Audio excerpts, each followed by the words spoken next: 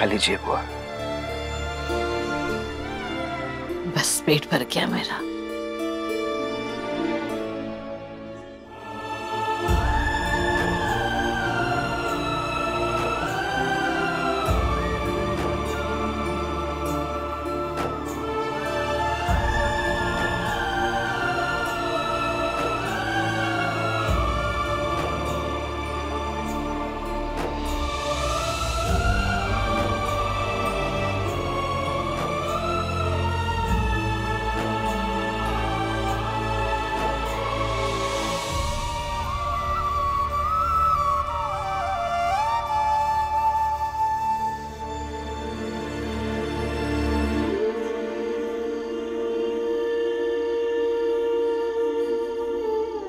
क्या लगता है सबको सब खिलाफ हो जाएंगे मेरे, और तो और लक्ष्मी को भी अपने जैसा बना देंगे, मेरे खिलाफ कर देंगे और डर जाऊंगी मैं।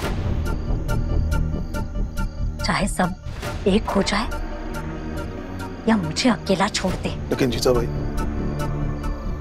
चाहे कुछ भी हो जाए, तुम्हारा पति तुम्हारा कभी साथ नहीं छोड़ेगा। जीजा भाई, एक परिवार, एक धागे में बंधा हुआ रिश्ता कितना सुंदर लगता है। समझाने आए हैं अगर आप मुझे, तो चले जाइए यहाँ से। नहीं, मैं तुम्हें समझाने नहीं आया हूं, बल्कि एक पति अपनी पत्नी को खाना खिलाने आया है। देखो जीजा भाई, मैं तुम्हारी कोई बात नहीं सुनूंगा। तुम्हें खाना खाना पड़ेगा। चलो अब इधर।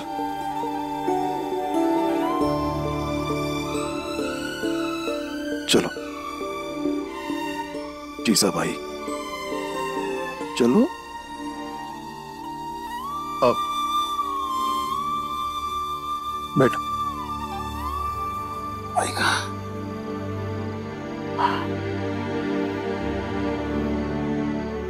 पता है जीजा भाई, भीम, आनंद, रमा, लक्ष्मी सबने मिलकर एक फैसला किया है कि वो सब तुम्हारा ख्याल रखेंगे, खुश रखेंगे। वो इसलिए ताकि तुम भी उन्हें समझ सको। देख क्या रही हो, मैं सच कह रहा हूं। जब दिन में मैं तुमसे बात करके बाहर निकला तो आइए हम प्रण लेते हैं कि आई को बदलने के लिए हम उन्हें कुछ ना कुछ करके खुश रखेंगे।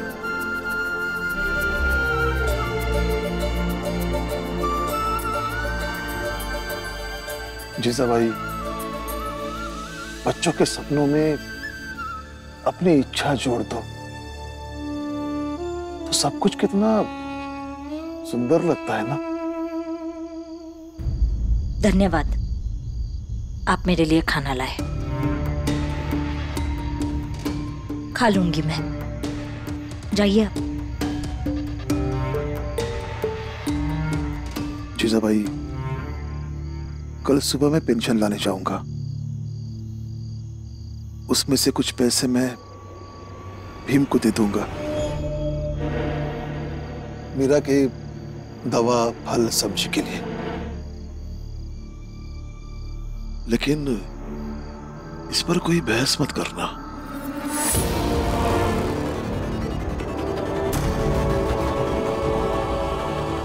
आइए।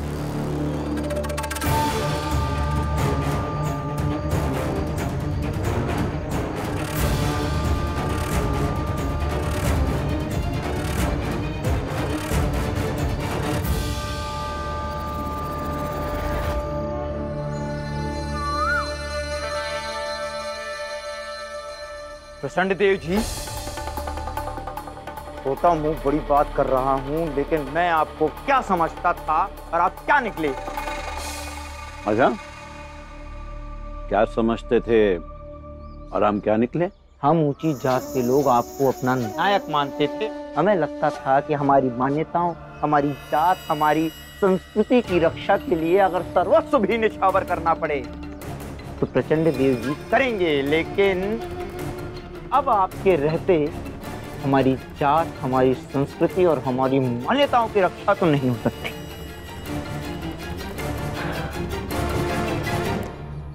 लो खाओ।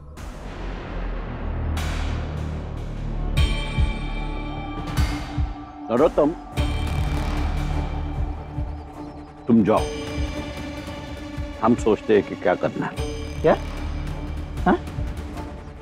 आप सोचेंगे? क्या सोचेंगे आप? हाँ? आप कुछ सोचिए मत, आप ना खाइए। अरे उस भीम को बर्बाद करना था, उसे अलग थलग कर देना था हमें, लेकिन यहाँ सब कुछ हो रहा है इसके विपरीत। लक्ष्मी जो भीमराव और रमाबाई की सदैव दुश्मन रही, वो भी उनसे मिल गई। उस बुढ़िया की टांग क्या टूटी, टूटे रिश्ते जुड़ने लगे। लेकिन आप चिंता मत कीजिए, आप खाइए।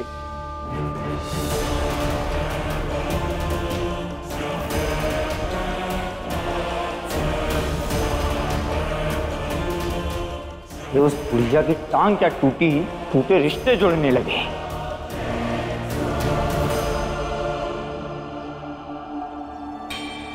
बाबा,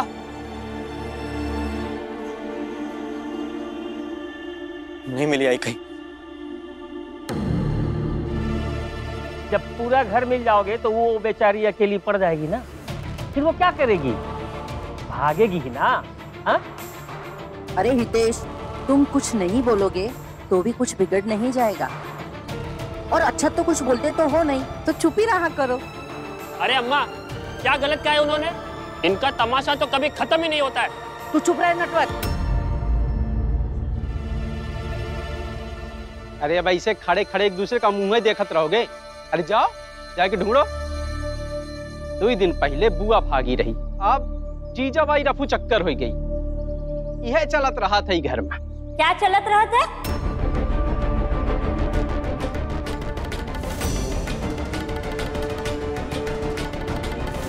कुछ भी बोलते रहते। आप आइए, आइए आप। देखिए, यही मेरा घर है और ये मेरे पति।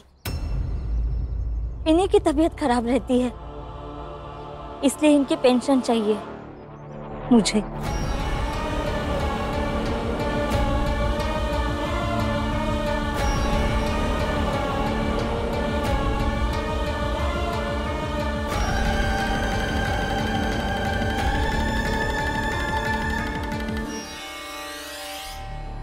कितनी बार कहा है आपसे, आप आराम कीजिए, तबीयत खराब है ना आपकी। चलिए बैठिए। दिमाग खराब हो गया तुम्हारा? क्या कुछ भी बोल रही हो? कुछ भी बोल रही हूँ? बीमार नहीं है आप? आपको आराम करना चाहिए, ऐसे खड़े नहीं रहना चाहिए। जीजा भाई, मैं बीमार हूँ, लेकिन इतना भी नहीं कि अपने पैरों पर खड़ा ना हो पाऊं। आपने तो कहा था कि राम जी ने बिस्तर पकड़ लिया है और वो बहुत बीमार है। देखिए बहन जी, बूढ़ा होने और बिस्तर पकड़ने में बहुत अंतर है।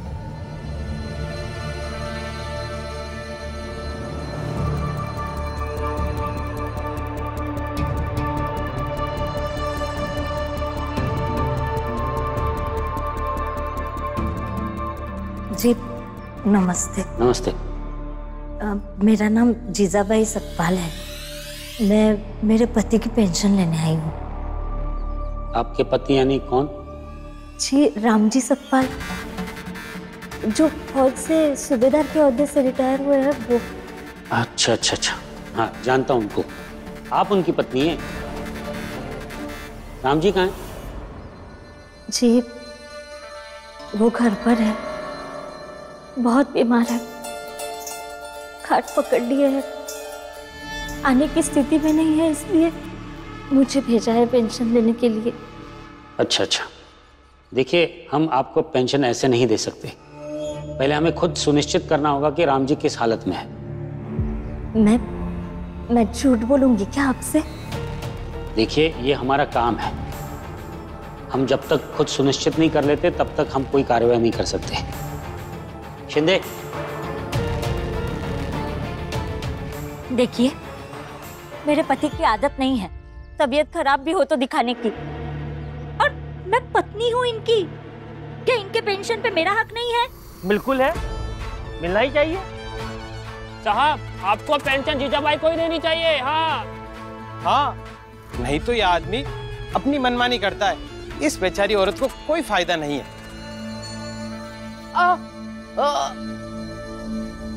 देखिए, बात इतनी है क्या कि देखिए, और क्या बात है? ना तो ये पेंशन तुम्हारी है और ना ही इस पेंशन पर में तुम्हारा कोई अधिकार भी है, तो फिर क्यों बोल रहे हो? हाँ? हितेश बाबू, पेंशन मेरी है ना, मैं तो बोल सकता हूँ ना। नहीं, अब तुम भी कुछ नहीं बोलोगे। तुम्हारे पेंशन पर तुम्हारी पत्नी का अधिकार है और उसको दे दो। आप रुकिए, देखिए, आप मेरी बात सुनिए। नहीं, मेरी बात सुनिए, पेंशन मेरी है। जीजाबाई, क्यों कर रही है ये सब? बात कर, अभी तो हमें जीने दे शांति से।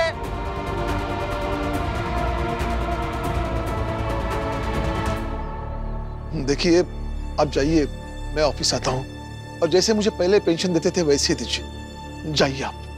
ठीक है। नहीं, रुकिए, मैंने इतना समझाया ना आपको, वहां भी ये लोग भी समझा रहे हैं आपको, आप क्यों नहीं समझ रहे हैं? लेकिन बहन जी, आपने तो कहा था कि आपके पति बहुत बीमार है, लेकिन यहाँ तो आपके पति बिल्कुल ठीक ठाक है। हमें पहले से ही शक था, इसलिए हम यहाँ देखने आ गए।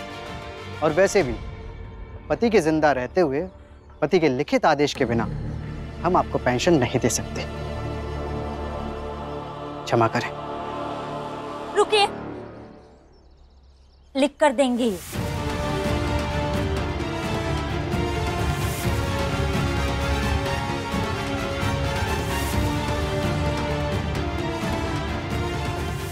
देखिए, आप जाइए, मैं किसी भी हाल में लिख कर देने वाला नहीं हूँ। जाइए आप।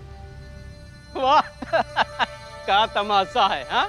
एक जन कह रहा है जाइए और दूसर कहा था कि मत जाइए। चुप रहिए। भीम, अपने बाबा से कहो कि ये लिख कर दे मुझे।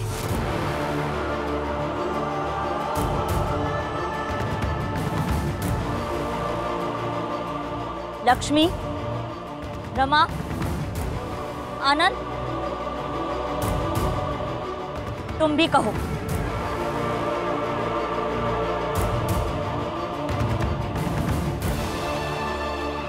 तुम सब बोल क्यों नहीं रहे हो? वो क्या कहेंगे और मैं क्यों मानूंगा? आप हमेशा कहते हैं ना कि मैं इन सबको अपना मानूं, लेकिन आज मैं पहले देखना चाहती हूँ कि ये सब मुझे अपना कितना मानते हैं। और अगर मानते हैं तो कहे आपसे। आप कैसी बात कर रही हैं आई? आई नहीं,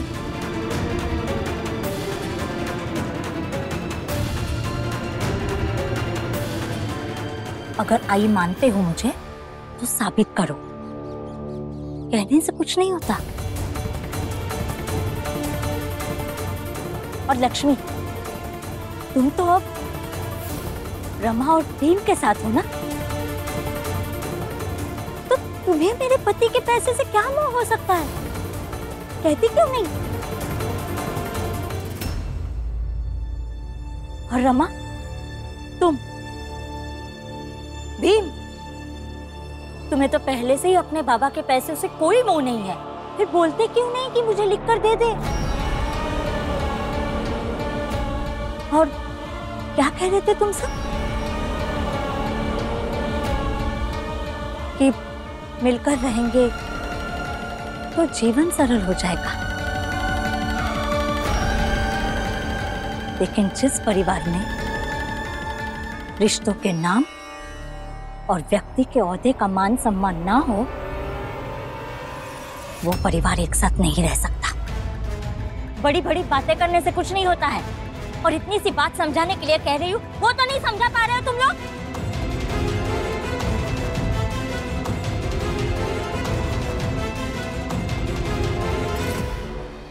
ये मेरे बच्चे हैं, ये मुझे क्यों समझाएंगे? जीजाबाई, इस घर के सब लोग मिलकर के तुम्हें बेवकूफ बना रहे हैं। अरे ये सब तो बस राम जी के पैसों के लालची हैं और कुछ नहीं। अरे जीजा भाई, घर की मालकिन तुम हो तो पेंशन भी तुम्हारा हाथ में आनी चाहिए। अरे ये सब क्या कर रहे हो? क्या है ये सब उल्टी सीधी बात जीजा भाई को समझा रहे हो? अरे ते चुप रह। कि भीम और रमा कौनो हाल में ना कहेंगे कि राम जी के पेंशन जीजाबाई का मिले। हम ही भीम का अच्छे से जानत हैं, एक नंबर का घाघ है।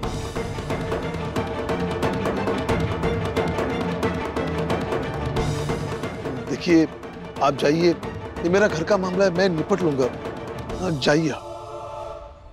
नहीं, आप रुकिए। रुक जाओ, तुम कहीं नहीं जाओगी। चलो अंदर। आप मुझे रुक जाइए बाबा। बाबा, मुझे ऐसा लग रहा है कि आप लिख के दीजिए कि आप अपनी पेंशन इन्हें दे रहे हैं। कैसी बातें कर रहे हो तुम? मुझे अभी बस इतना ही समझ में आ रहा है बाबा, बस आप लिख के दे दीजिए। लेकिन भीम, ये सही नहीं बाबा, है। आपको मेरी कसम।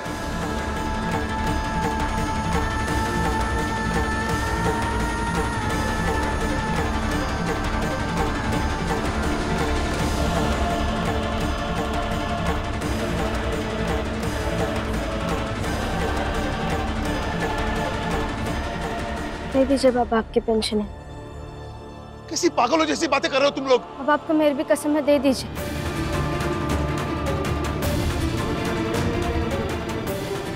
भीम, रमा, कैसी बात कर रहे हो तुम दोनों? हम बस वही बातें कर रहे हैं भैया जो हमने तय किया था।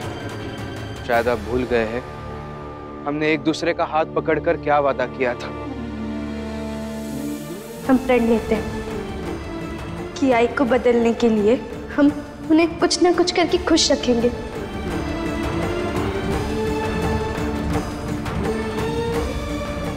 अब इस वक्त हम सिर्फ और सिर्फ इनके बारे में सोचेंगे। हाँ,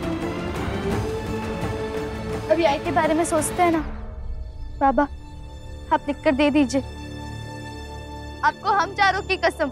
लेकिन कुछ नहीं। इन चारों की कसम वसम नहीं मानती मैं।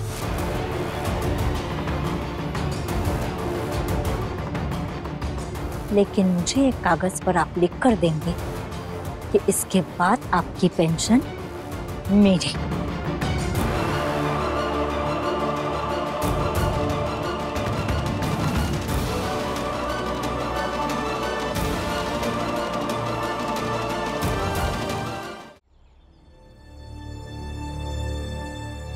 जीजाबाई, तुम गलत कर रही हो, मेरी बात तो सुनो। बाबा, शांत हो जाइए, हमारी बात मान लीजिए और दे दीजिए पेंशन। हाँ बाबा, दे दीजिए। जीजाबाई, बहुत पछताएगी तू। अभी जितनी खुशी हो रही है ना, उतना ही दुख होगा, तुझे देख लेना। आप ना ये जीजाबाई बोलना बंद कीजिए, कुछ और सोचिए और बोलिए कुछ।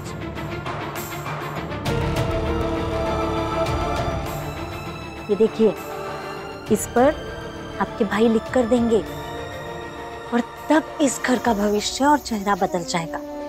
जीजाबाई, मत करिए सब। आपको देखकर तो ऐसा लगता है ना, जो होता है अच्छे के लिए होता है। थोड़ा भी अपने पैरों पर खड़ी हो पाती या चल फिर पाती ना, तो तमाशा करके रख देती घर का।